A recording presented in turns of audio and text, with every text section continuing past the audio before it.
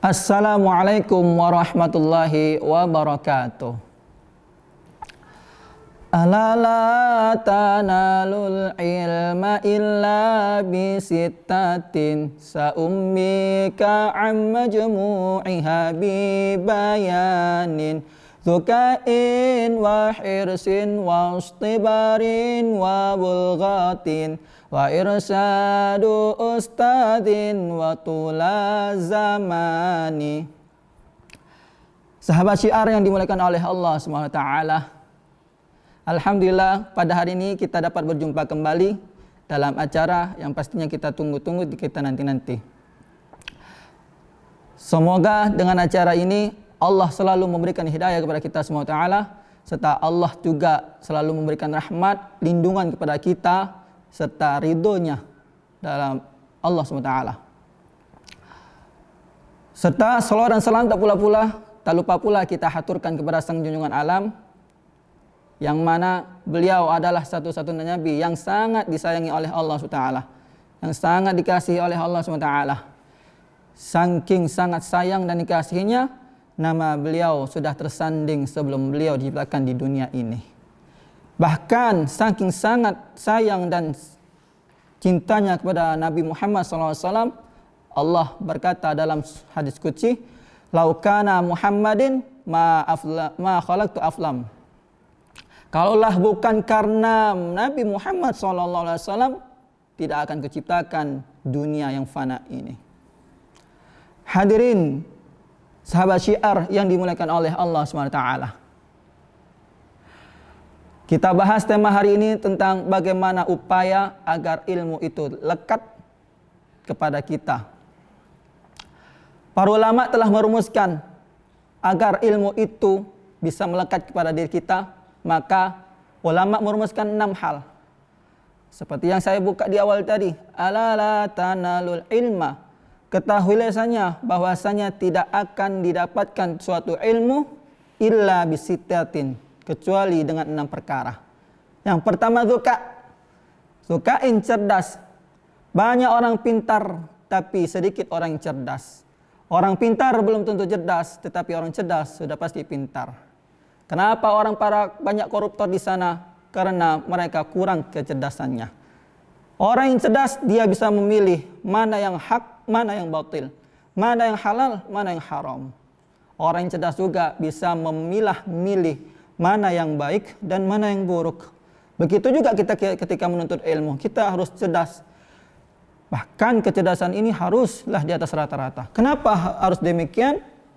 Karena misalnya kita menuntut ilmu di suatu pondok, di sekolah negeri yang luar, sekolah-sekolah umum. Kita mempunyai teman, tidak semua teman itu baik semua.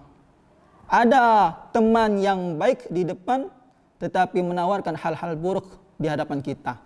Ada teman yang jahat di hadapan kita, tetapi dia menawarkan hal-hal baik dalam diri kita.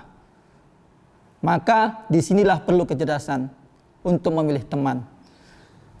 Yang kedua, hirsin, cekatan. Cekatan di sini maksudnya gimana?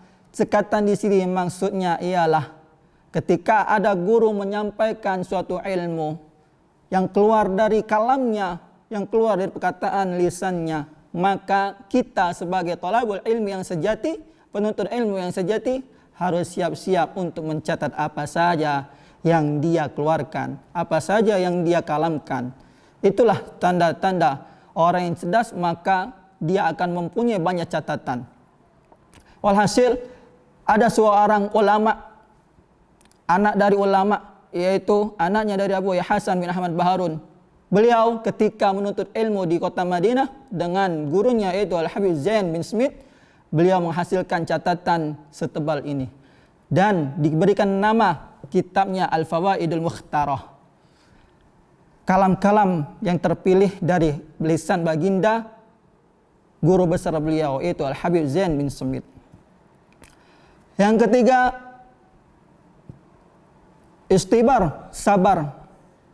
Sabar dalam menuntut ilmu. Kata Imam Syafi'i, kalaulah engkau tidak sabar dengan pahitnya menuntut ilmu, maka engkau siap-siaplah untuk merasakan pahitnya kehidupan yang akan datang. Kenapa kita harus sabar dalam menuntut ilmu? Karena menuntut ilmu itu tidak instan. Menuntut ilmu itu butuh proses. Seperti halnya salah seorang ulama yang dikenal dengan Ibnu Hajar. Beliau telah menuntut ilmu selama berpuluh-puluh tahun. Tetapi pada suatu saat beliau merasakan putus asa, pesimis. Ya Allah, kenapa aku ini telah menuntut ilmu bertahun-tahun tetapi aku masih aja belum ada satu ilmu yang ku dapatkan. Akhirnya dia kabur dari suatu forumnya, dia kabur dari suatu lembaganya. Sehingga pada saat itu dia berketurunan hujan. Pada saat itu ketika dia kabur, turunlah hujan dan dia nampak di situ ada sebuah gua, dia berteduh di dalam gua tersebut. Sehingga dalam berteduhnya itu dia meratapi samping belajar dengan tetesan-tetesan hujan yang menghantam batu. Samping dia belajari, kenapa tetesan air ini bisa mengikis batu? Tetapi kenapa hatiku ini kok tidak ada bisa terbuka dengan ilmu-ilmu yang guru berikan? Maka disitulah dia terbuka hidayahnya, diberikan oleh Allah SWT hidayah, pintu hidayah.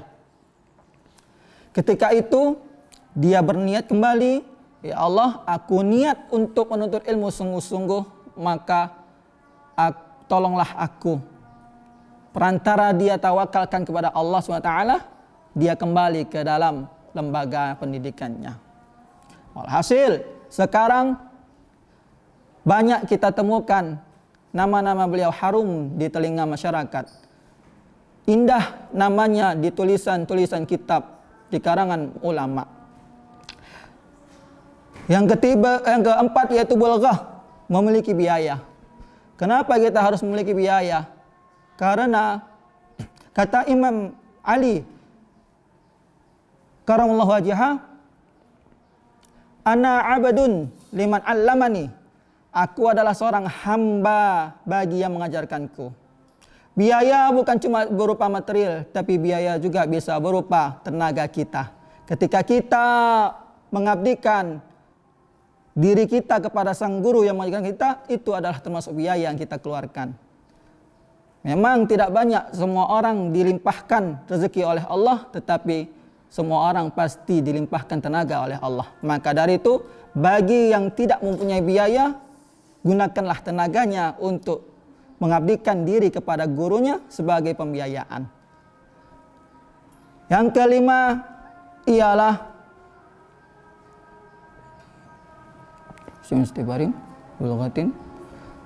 irsyadi ustadin, harus dengan tuntunan guru, petunjuk guru.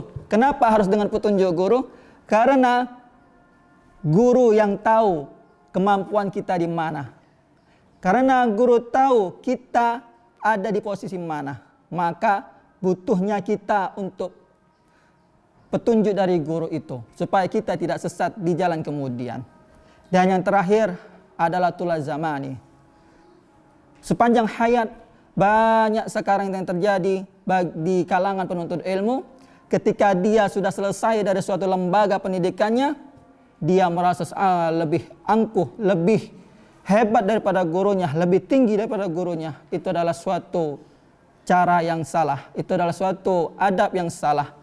Itu adalah satu sikap yang salah. Maka ketika kita menuntut ilmu dan kita telah selesai di lembaga tersebut, jadikanlah diri kita itu santri bagi guru kita. Itulah yang dimaksud dengan tulaz zamani. Ketika kita setelah selesai di lembaga tersebut, jangan lupa juga mendoakan dia. Kirikan Fatihah setiap saat, setiap habis sholat. Mungkin sekian yang dapat kita sampaikan. Semoga dengan penuturan tadi dapat membuka hati kita sehingga kita menjadi lebih giat lagi dalam menuntut ilmu. Hadani Allah wa iyyakum ajma'in. Assalamualaikum warahmatullahi taala wabarakatuh.